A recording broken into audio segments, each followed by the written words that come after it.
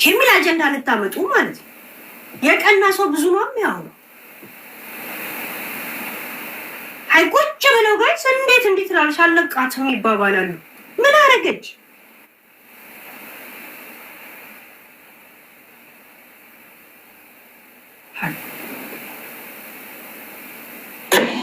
ደንቆ እውነት እኔ በጣም ይናናደርኩት ልጅ ማብራራት አይጠበቅብንም። ድግምት ሲነሳ ስማል ለብሔርተኛው እኛ ራሳችን ያነሳው ማን ነው? ማንም ያንሳ አያገባኝም። እዚህ ቤት እኔ ገብቼ አንድ ጊዜ ይዋት ድግምት ሲወራ አማራ ነው እየተባለ ነው። ማን ያለው ስትባል ከስር ያሉ ጽሁፎች ነው ጸሐፊዎችን ጽሁፍን አላየውም እንዳትለኝ ብላ ነበር። ሰምታችኋል አይደል? አሁን ግን ማን ያነሳው ብሎ የሆነ ሰው ሲጠይቃት እዚህ ቤት ገብቼ ለማወራው ነገር ጉቺ ነው ተጠያቂዋ ለምሳሌ አለች። ኦኬ ለሚያወራ ሰው ኦኬ ደግሞ ከሰማህ በኋላ ነው ያንን ሰው ላይ ምናልባት አይ ይሄ ነገር አትበለ ምትለው እንጂ መጀመሪያ አንድ ሰው ባይምሮስ ቤት አልተከራየ ምን ሊያወራ እንደገባ ታውቅ ካወራ በኋላ ነው የምታውቀው። እሺ ላወሩት ብትል እንኳን ኦኬ ጽሁፍ አላይም እንዳትለኝ ያለችው ለጽሁፍ ነው እኮ። አሁን ሀቢባ እርምጃ ለምን አልወሰደችም የምትለው?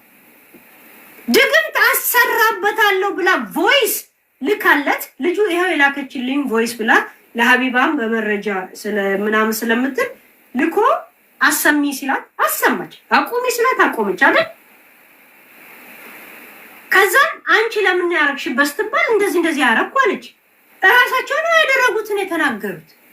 አማራ አለች ብሎ እዚህ ጋር አጀንዳ ፈትሰው ግስ ቅናታቸውን አማራ ላይ ከበር አድርገው አማራን እንደ ከለላ አድርገው የነሱን ገደብ አልባውን ቅንቅንነት ያራግፋሉ። ምድረ ቅጫማ እኔ በጣም ነው የሚያሳዝነኝ። እናቴ ትሙት የአማራ ማህበረሰብ እግዚአብሔር በጣም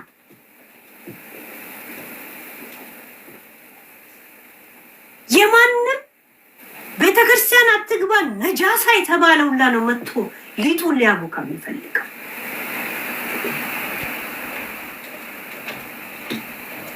ቢያንስ እኔ ትዕግስትን በጣም ነው የማውቃት። ወይ ትዕግስትን እናንተ ሚጣ ነው የምትለው በጣም ነው የማውቃት። ሺዝ ኖት አማራ ለመሆኗና ለመሆኗ እኔን አይደለም ኩዊንን ጠይቋት። ከዛሬ 10 ዓመት በፊት ነው እኛ ፓርቶክ ላይ የምናውቃት። ገና እዚህ ኢሮፕ እንደመጣ ነው የማውቃት። ገና እሷ